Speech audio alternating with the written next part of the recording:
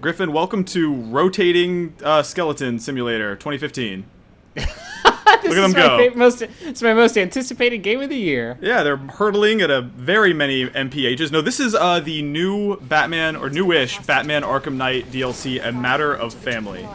It's new to me because I didn't pre-order the season pass because I'm not a psychopath. Yeah, that was a bonkers decision. I felt like I could justify it in order to cover this specific piece of DLC. But yeah, it's this real tiny, sort of small piece of downloadable content. kind of little, you would say, maybe? Very cute little, let's say cute. It is a cute size of downloadable content. You play as Batgirl. It's kind of a prequel to Arkham Knight. And you're sort of on this oil derrick that has been repurposed to be a spooky theme park. I've seen people kind of compare it structurally to Arkham Asylum, which I think is really generous. You got to put a big asterisk on that because it's about 1/80th of the size of Arkham Asylum, but you do have a little bit of freedom. So I could go over to this Ferris wheel and take care of this objective, or I could go over to some other place and do some other thing. But there's really only like 2 or 3 things to do, and they're interspersed by these bomb defusal situations. So are you? This is Barbara Gordon, Batgirl. Is this like The Killing Joke? Is that where this is set? No, it's not. You are her as Batgirl, but it never really broaches on any of that stuff. I think actually Arkham Knight touches on that stuff more than this does. There's very little story here to speak of, actually. But essentially what's happened is Commissioner Gordon has been captured by the Joker and Harley, who's wearing a very old-timey Harley costume, more reminiscent of the cartoon, and you're gonna go save him. And that's about it in terms of narrative. The weird thing about this to me is hopping into this right after Arkham Knight. I'm really used to having all these different powers, right? And there's a lot of stuff that Batgirl just straight up can't do. She's got this hacking device, which you use, I'd say, 50% more than Batman does, because she's a hacker, and so that's kind of how they explain that away. But she's missing a lot of like really the majority of the equipment and the gear that Batman has by the end of the game. And I get that it's a prequel, but it ends up feeling a little weird for that reason, just because like I'm used to having all these sort of mechanics at my disposal, and then all of a sudden I don't anymore. So for example, like the fear multi-takedown that's kind of the iconic Arkham Knight move is completely absent from this DLC. And then there's other little things too, like being able to silently take someone down out of a grate you can't do for some reason, which you'll see a little later. What? Yeah, you can take someone down from like within a grate, but it's noisy for whatever reason. Okay, interesting. So you kind of I feel like I wound up doing the inverted takedown about 1,000 times over the course of this DLC, just because like there's not a ton of other stuff to do. What did you just hack that Ferris wheel? I'm about to in a minute here. Let me jump down on this dude. Well, I love her takeout animation. It requires her to do like a triple cartwheel for no reason. You kind of can't see it. Rad. It looks very cool. Yeah, punch that dude in the mohawk. One weird thing about this game, one weird trick, one weird little thing about this that I did not expect. I feel like all the thug dialogue is like awesome, like way better than normal. There's just a ton of little like conversations from the random dudes, the minions in this game. Not minions, copyright. God, can you just go one video without just losing your mind to the beautiful Minions franchise? We'll do a separate video about Minions later, available in the App Store, 99 cents.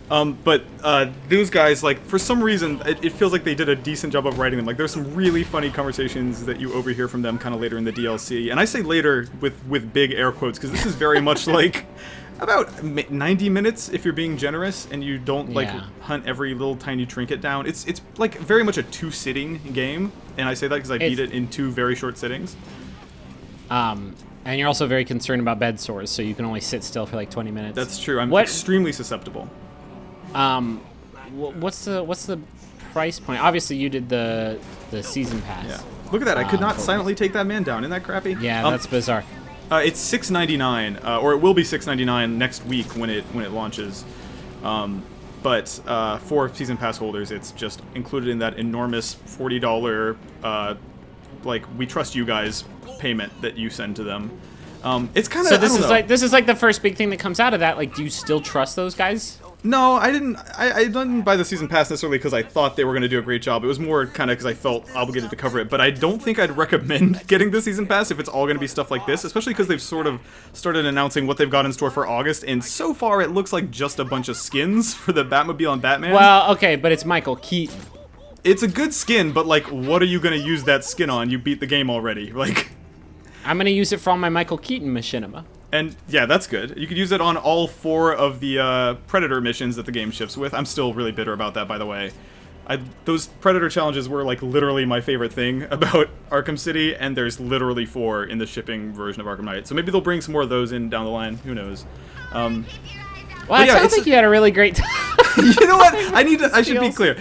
I had fun playing it. Like, it's not bad. It's definitely not bad. It's just really unambitious. Like, yeah. It's weird that they would go to all these lengths, make all these, like, awesome art assets, these new sort of Joker minions, and this great, well-animating Batgirl, and this whole cool island, and then just, like, put a slightly less complex version of the Batman combat in here. Like, for example, she can do that press Y and B at the same time instant takedown thing, yeah. But she can't do the, like, A and B at the same time thing where you, like, you throw a bunch of batarangs and put a bunch of knocked down dudes to bed. You can't do the grabbing someone's weapon and destroying a thing. Like, she's just a really limited version of that. She, as far as I can tell, you know the move in Arkham Knight where you, like, press Y and a direction to counter them and throw them?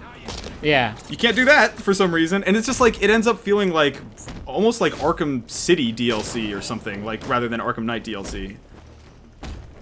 That's genuinely disappointing. I think, like, the real shame is, like, Batman Arkham Knight already lets you play as other characters, so right. It's like, even the, like, novelty of that doesn't seem especially... I mean, she looks rad, mm-hmm. and her animations, like, look more unique than the other sort of characters you can play as. Mm-hmm. Oh, and there's more Riddler shits? There sort of is. They don't really call it that. It's not really put there by the Riddler, but there's little things on the island, only a few, that you can sort of solve in these Riddler-ish ways, and then when you do them, you get a tiny piece of, like, dialogue that, kind of expands on the nature of this island, where it came from, although I will say none of that stuff gets addressed in the story at all. They never touch it.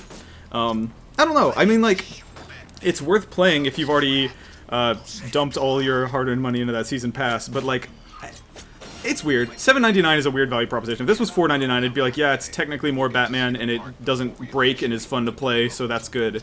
But, like, if the people on the PC version who are, like, hemming and hawing that they don't get this DLC yet, I think you're gonna be okay. You're not missing out on, like, an incredible Batman experience. I don't know. It's totally fine. I feel like I've been hard on it. It's okay. It's just, like, don't trip over yourself to go buy a season pass so you can get that sweet early access to this Batgirl DLC, because it's pretty slight. What do you want? Like, what do you want out of your hard-earned season pass purchase? Like, what would be tight for you? If they could just give me like 700 challenge maps, that would be sick. Or also like a character that controls a little bit differently than Batman. I actually think that that Harley Quinn DLC that shipped with the game, or with the pre-orders, or if you bought it at like Target and Babbage's and like Walmart's in the Seattle area. Suncoast. Yeah, those were the only ones that got... Select Suncoasts in Nebraska. Mm-hmm. FYE, you'd have to break into a shutdown FYE and get it. Yeah. Like, Harley played differently than Batman, and Batgirl just plays kind of like a crappy Batman. Even, I don't know, even like Nightwing and Robin play a little bit differently. And this is just like, you see they've got some of the switching between character stuff in here too, which is nice. I don't know. It's unoffensive. That is my raving review of Batman: A Matter of Family. Unoffensive. Totally playable. I think it's inoffensive. Inoffensive. Well, dang.